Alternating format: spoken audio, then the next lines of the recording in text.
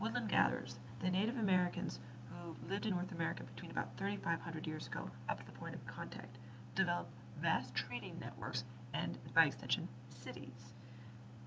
So even though many small communities and languages developed across America,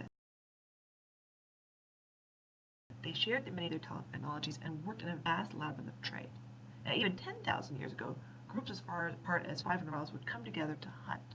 But by the time of contact, we know that Northwest Indians, those who live up in what is now Washington, used tobacco very regularly,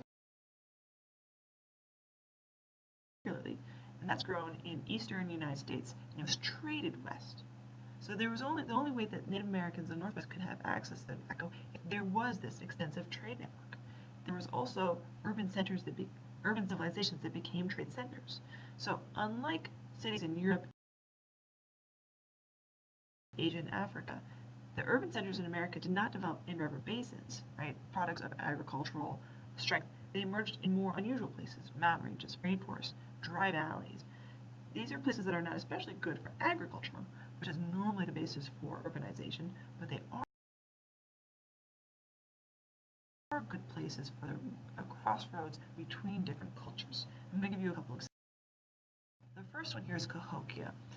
Cahokia is a city in the Mississippian culture in what is now Illinois, and this is a city that developed around 900 in the Common Era. And these people, once the Cahokia civilization dissolved, they became the Iroquois nation up in the Great Lakes region.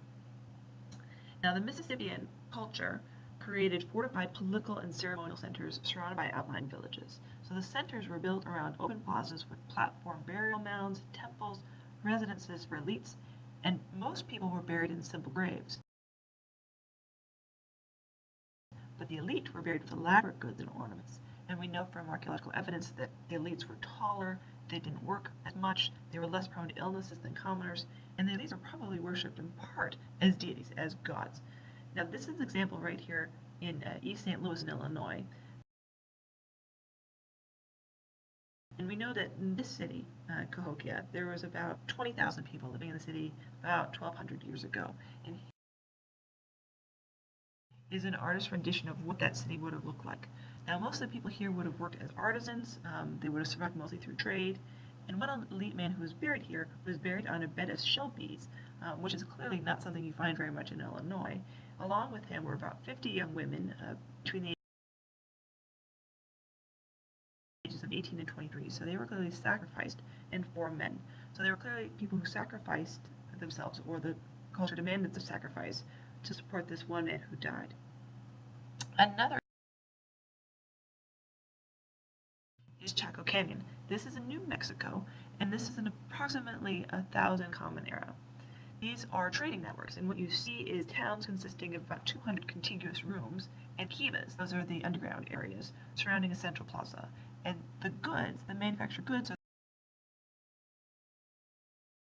the trade goods would be kept in some of these kivas, and the town itself wouldn't necessarily be near a river basin, but they would be near rivers, and you can see the roads coming out of them. They would have straight lines, roads, in sort of a radial pattern going out from these central locations to other towns. So these were